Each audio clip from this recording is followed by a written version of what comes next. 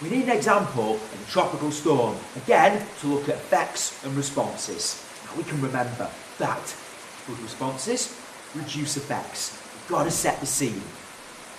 Hurricane Katrina, 2005 in the USA, struck New Orleans. New Orleans is the city, and it was on the banks of the Mississippi River. That's what examiners want to hear. They want you to set the scene. Now, let's look at some primary and secondary effects. Primary effects, short term, secondary effects, long term. So the primary effects, 100,000 homes were flooded. Secondary effects, costs 200 billion. Got to remember, this is the USA, an HIC, so it will absorb the costs of the damages quite effortlessly.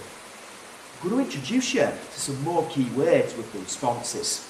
Now, with the responses, we'll look at immediate responses and we'll look at long-term responses. But there's some more key words. You can also use them about tectonic hazards, actually. And it's monitoring and prediction and protection and planning.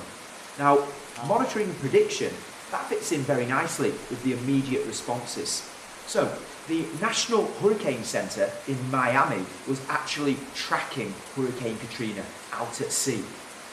In New Orleans, there was 7 days of warning because of radar and satellite. Now, you can only do that when you're an HIC and you've got significant investment in resources, technology and expertise. In fact, they were tracking that storm. They knew when that storm would make landfall. They knew when that storm was going to strike New Orleans, gave the residents 7 days to get out.